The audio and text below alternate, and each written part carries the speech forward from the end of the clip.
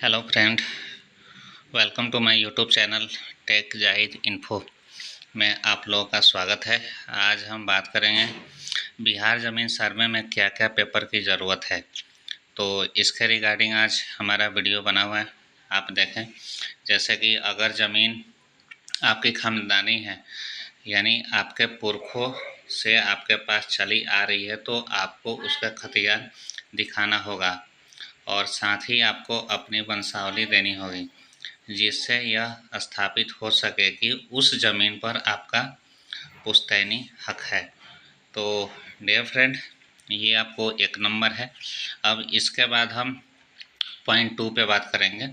इसके साथ ही अगर कोई ज़मीन आपके पूर्वजों के नाम पर हो तो आपको उनका मृत्यु प्रमाण पत्र देना होगा और साथ ही ज़मीन के सारे दस्तावेज देने होंगे, जिससे यह स्थापित हो सके कि ज़मीन का मालिकाना हक उनके पास था। तो ये बहुत ही इम्पोर्टेंट है। अगर जो आपके पूर्वज थे उनका मृत्यु प्रमाण पत्र देना होगा, तभी ये उनका मालिकाना हक उनके पास था, ये सारे स्थापित करना पड़ेगा, तभी जाके ये आपको अभी जो सर्वे उसमें ये कामयाब हो जाएगा। उसके अलावा आप पॉइंट 3 पे बात करते हैं। आपकी पारिवारिक वंशावली से यह स्थापित कर सके कि आपके पूर्वज थे और उनका मालिकाना हक बनता है।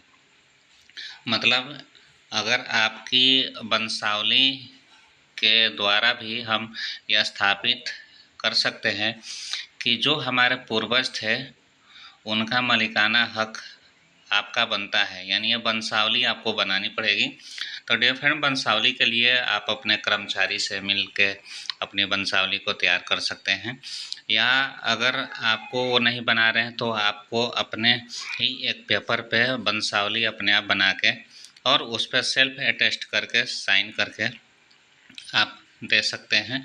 जो भी कर्मचारी अगर आपको वो सर्वे के लिए आ रहा है तो उसको ये चीज़ें दे दें। मतलब आप अपने खुद से भी वंशावली बना सकते हैं। अब आते हैं हम चौथा पॉइंट क्या है।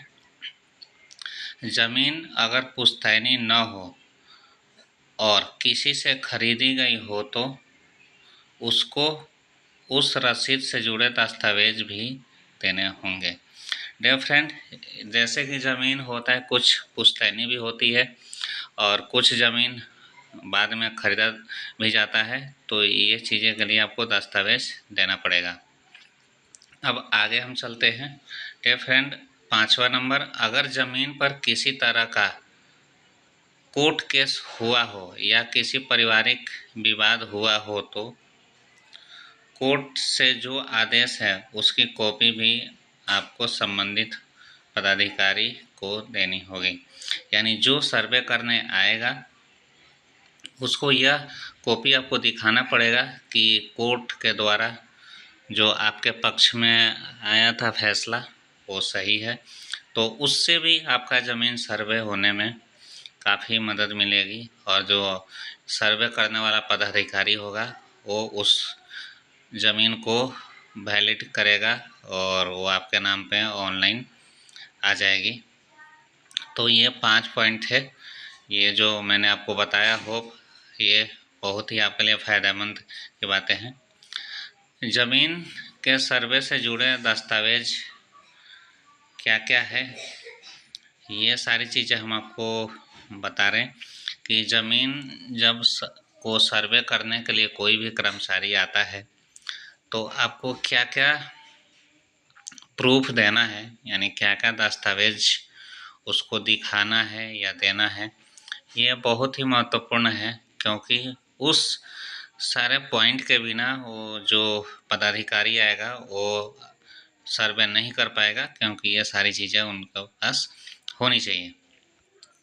जैसा अगर खतिहानी ज़मीन है तो खतियान होना चाहिए।